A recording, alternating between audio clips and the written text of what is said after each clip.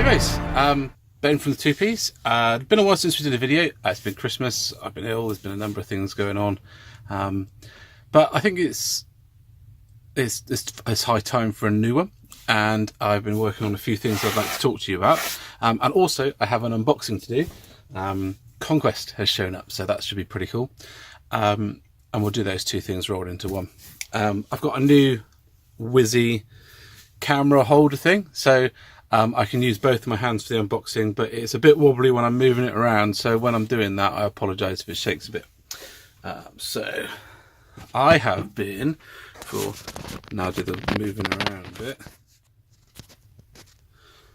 working on my Stormfang. This is the first sort of tank model I've done with the airbrush. I'm really glad I did, because I find getting the flat colours on tanks, especially like proper colours, you know, not just like the matte khakis and blacks and browns of modern vehicles, but like reds and blues and greens of fantasy ones. I find getting the colour down on them in a smooth kind of way really tough, and doing it with the airbrush has made a world of difference. So this bad boy doesn't pop so much on camera as it does in person, but I didn't want it to pop too much. Obviously there'll be edge highlighting done on it, and sort of panel lining a little bit, and when all the other colours are blocked out, it should look great. But at the moment it's just blue with a few bits on.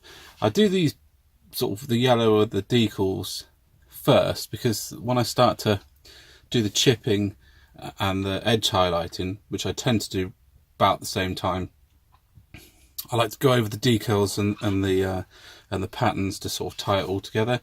With this guy, I've used a pre-shading technique, so went in with black around all of the darker sort of recessed areas, and then brought it out with some greys, and then sprayed the blue, the rust grey over the top, and then did some sort of zenithal kind of and highlighty work using Fenris Air, which is different, and I talked about this on the podcast a number of times. It is different from Fenris Grey from the pot. Fenris Grey from the pot is a little brighter, and I find the Fenris Air is it's a bit blurring. If you use it too much with the airbrush, it can be quite overpowering actually, and change the tone of the model quite a lot. So I don't tend to do that. Unfortunately with this guy, and you could really see it on the cockpit video I posted on social media, there's a bit of furring here around the cockpit, and unfortunately that's come up onto here. I managed to sand a lot of that down. I've left some of it around here because I thought it would add to the weathering, but that was because I didn't shake the spray can. I got too excited and just cracked straight on, and it sprayed out a whole bunch of dusty shite all over it, and I cursed loudly and moved on, because you just got to get on with things sometimes, haven't you? The way I solved that is to use I've got a stiff brush, gave it a good old brush, and using some wet and dry sandpaper, oh sorry, I wobbled you all over the place then, sorry chaps. That, wet and dry, and that is about as fine a grit as you can get, just to sand the surface down before I did it. So that saved the day. So there we go, that's my Stormfang in process. It's the first vehicle other than the Dreadnought I've done in a long time. One of the things I've really struggled with vehicles, and I wanted to sort of, you have to hold them. There's no good way of painting them without holding them. And unfortunately with this one, already round sort of this section here and this section here on the other side, where I've been holding it in the middle to paint, it started to get grubby. Now that should come out all right when I edge highlight those areas and weather them. In fact, the grubby fingerprints might even add to the weathering effect, but it's a bit of a shame. So if anyone has any suggestions about how to hold a model and not get it grubby, just stick them in the comments. Best thing I've come up with is a rubber medical glove, which I get from work. But I've even found, I did that with this, I was using a medical glove and it still got a bit dirty, so never mind. So should we do that unboxing then? I haven't even taken it out of the cardboard yet, so this is right from scratch. I'm really excited about this because this is an interesting product. It's about running campaigns. I did like the Age of Sigmar offering they did, the Firestorm Plateau. Created a kind of new environment, sort of fleshed out a locale a bit better. But I felt it was a little, could have been better. So I'm really excited about this because, oh, there we go. See if I can get you to be able to see most of that.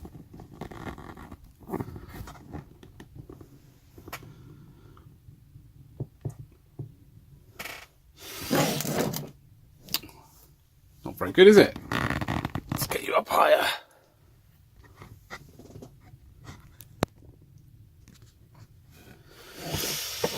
So, Urban Conquest. Now, as far as I'm aware, this is set in Vigilus, and Vigilus for me is really exciting. It's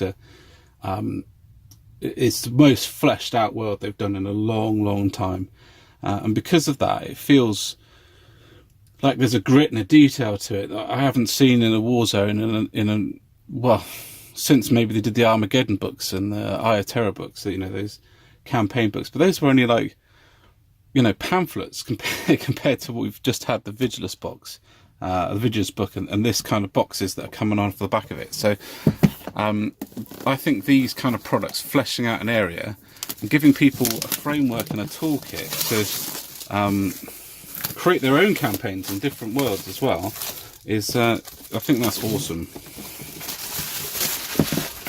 Right, so what have we got in here then?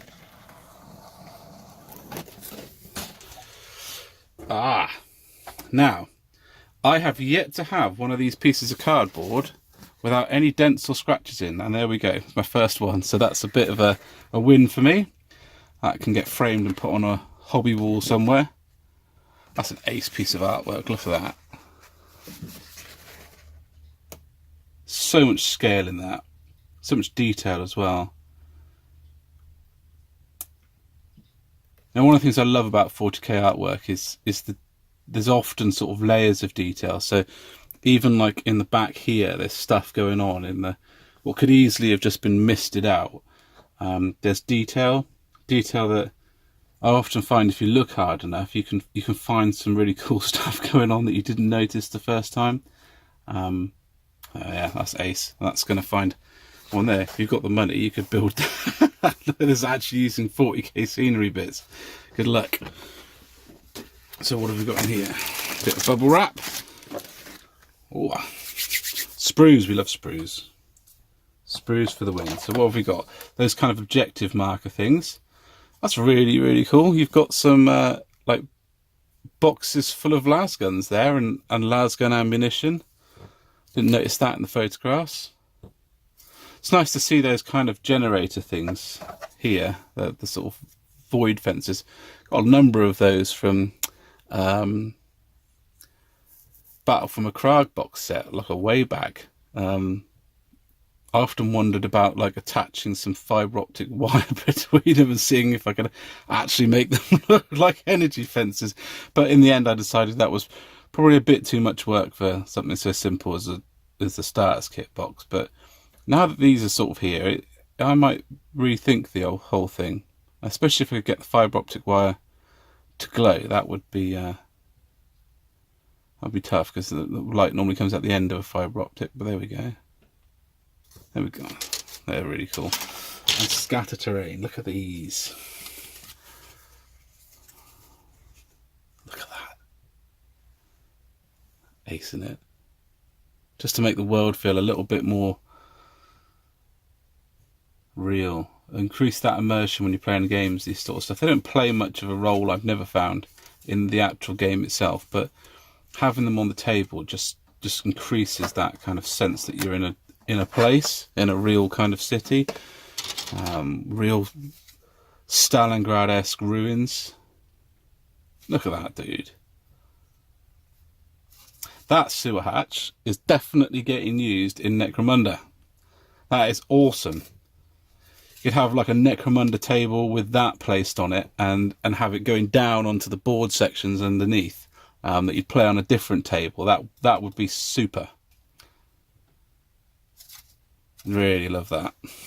So what have we got in here? This is all the stuff which is going to catch me out, because I've not... What is that?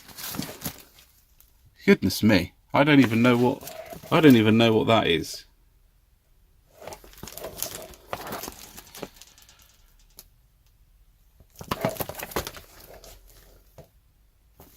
Is this like a thing for putting cards on, do you reckon? Putting cards in the slots? And then hanging it on the wall? I think that's probably what that is. I think we'll come back to that. Put that down there out of the way. So what have we got in here? Book. It's a decent size. Let's have a get into that. Just going to have to go off camera for a second, guys. Sorry. Oh, where did I put my niffy?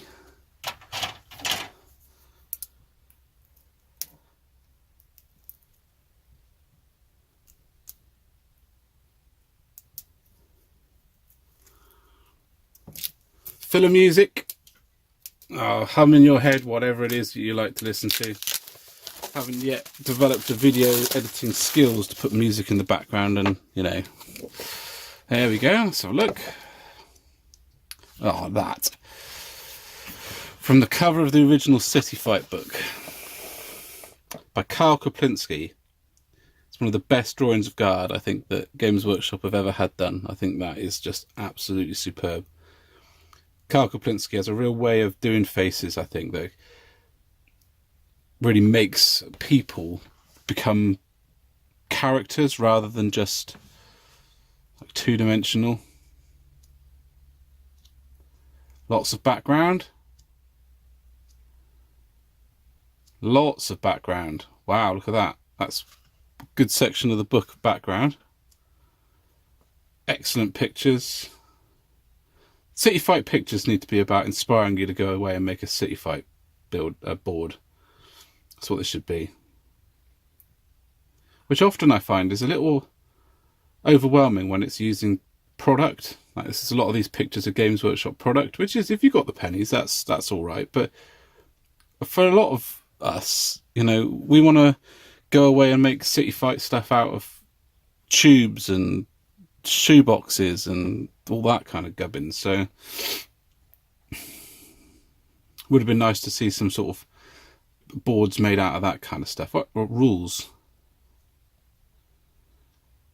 Yep, so there we go. It's like a card thing where you put your cards in there. Okay.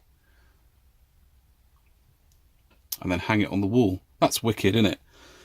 In your hobby room, have it hanging on your wall for the campaign. That's ace. Some really nice boards there. Like again, like it's inspirational if you've got the pennies, but I would have liked to seen them. I know why they don't, but I would have liked to seen them do some boards made out of household bits and bobs. Oh, if we see a picture of Abaddon, Dan's going to go mental because he's convinced that Abaddon is coming, or Abaddon, however you pronounce it, is coming in the not too distant future. I've got to be honest, I think when that 80-day countdown finishes, I wouldn't be surprised if I saw it, but that would be a terrible shame. But all that model does need redoing. Loads of tactical objectives, I wonder if those are in there, and pages of missions. Look at that, great, awesome. Well, that feels like a nice fleshed out book. Of course, when it comes to these kind of things, it's not really until you've played a campaign with them that you'll get whether the system works. Player information card there, so you can... Things like that really, actually, they frustrate me because I'm never going to use that card, ever. Because how many campaigns can you play with it? Unless it's dry wipe. Oh, these are a bit of a pig to open. Unless it's dry wipe, you don't want to draw over the card that you've just spent all that money purchasing. Unless Games Workshop sell kind of new ones, but well, that was just waste putting that gold band on there, chaps, because it doesn't work. Yeah, unless you're going to be able to sell new ones, you're not going to use it. Is it dry wipe? No, it doesn't feel dry wipe. So I'll end up probably cutting out a piece of index card and sticking people's names on it. Yeah, I mean, there's a fair few in there, granted, but if you're like a big 40k player, you're going to go through that lot. It says, what's there? 1, 2, 3.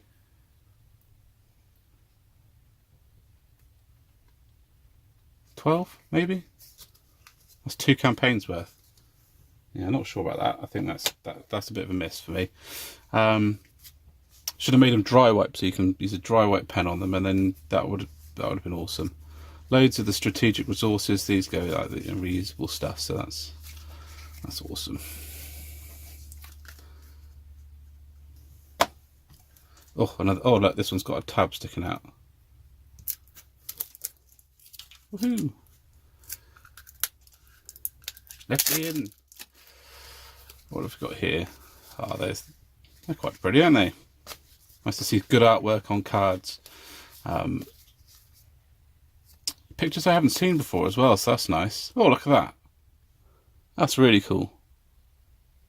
Little ship flying through. Excellent.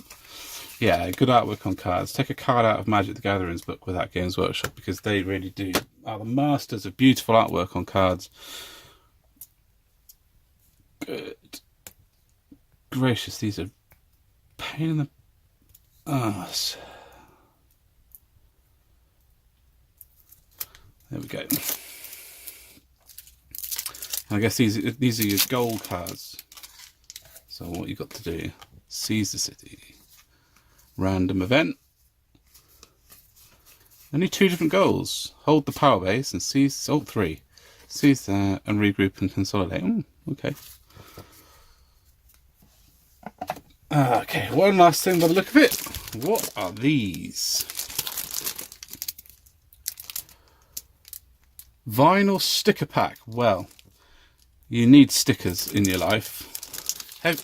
Metal Hammer used to do stickers practically every week. It's the most exciting part about it.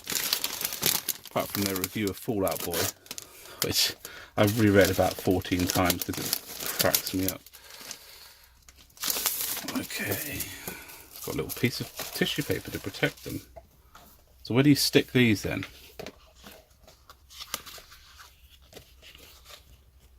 Onto the chart, I guess. I always wonder about these, just how, like, what do you do with them when you've taken them off? I mean, when you're storing it again, that's the thing. When you've used them, put them on the board, take them back off again. I mean, they're vinyl stickers, so they're not relying on a sticky backing. They're sort of adhesive by the very nature of what they are. But I guess that's the sort of future me problem when I'm middle campaign. So there we go, Urban Conquest. It's a good book, looks nice. Haven't read it, but it's filled with background. I'll just turn around so you can see me. Oh, sorry guys, I definitely have a face for podcasting and not video. There we go. So, oh, wibbly wobbly. Like the look of the book. Love the look of this low-lying scatter, which is actually, if I'm honest, as a painter and modeler more than a gamer, it's the scenery that really sold this to me, rather than the rules. But we'll see.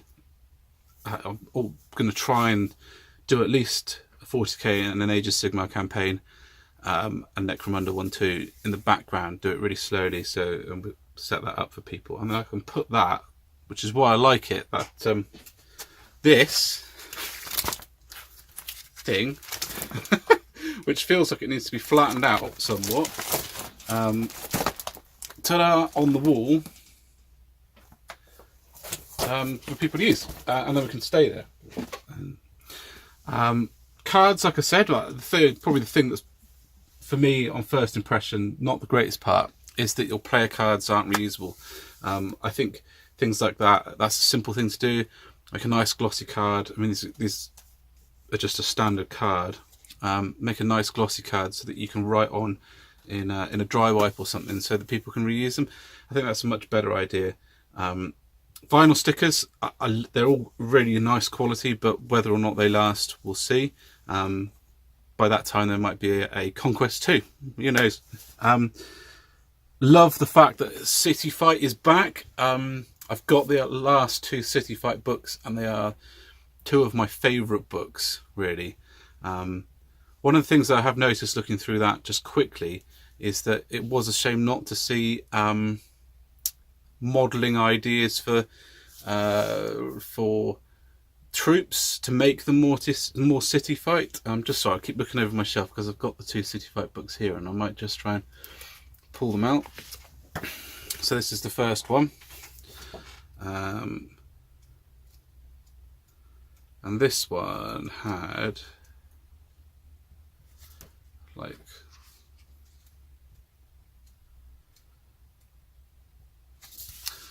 how to make your own ruins. Miss that kind of stuff, guys. And all the troopers are in it. Look at that. Look at that building there. That's just wicked, isn't it? All of the troops in there are grey based, ready for City Fight. Let's get the second one out because it'll be in there, I'm sure. Cities of Death. That one.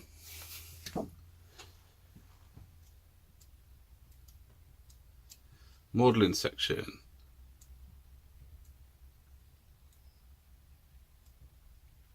Oh, I'm very sorry.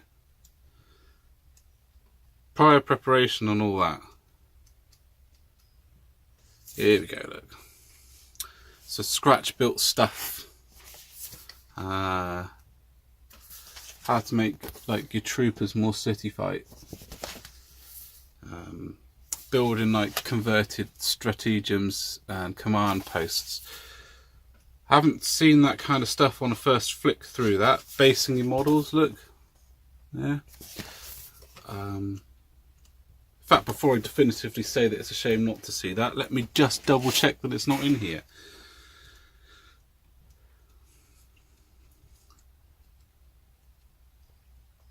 It is not.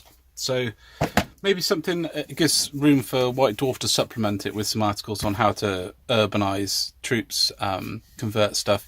That sort of stuff was really wicked in Kill Team. Creating the characters as engineers and sappers and snipers and all of that kind of stuff. Really, that was great in Kill Team, and the conversions that are coming out of that are superb. It would have been nice to see sort of ideas for people to theme their army so that, you know, they can make an army for this and make a City Fight army, base it in a City Fight way, and convert models so they look more City Fight, because troops, if they can, will equip themselves for a specific environment. And, you know, the cities in 40k are continent sized, so if they're going into a city, they will equip themselves to fight in a city, because they're going to be doing that probably for the whole of the campaign. So that would have been nice to see that kind of stuff in there. But at first glance, really like the look of it. Can't wait to get stuck in. I'll have a read of the book and hopefully have that thoughts maybe in the podcast next week, if you're lucky, because we're waking up in 3 days' time. And I might not get a word in edgeways with Dan, which is why I do the videos. So, woo! So there we go. Right, thanks guys. It's been really nice chatting with you. Looking forward to seeing the awesome hobby entries for our painting competition. Next month is Grime, and City Fight is filled with it. So maybe do a City Fight entry, nice grimy sapper or something like that. That would be cool. Anyway, nice to see you guys. Fenris Holden.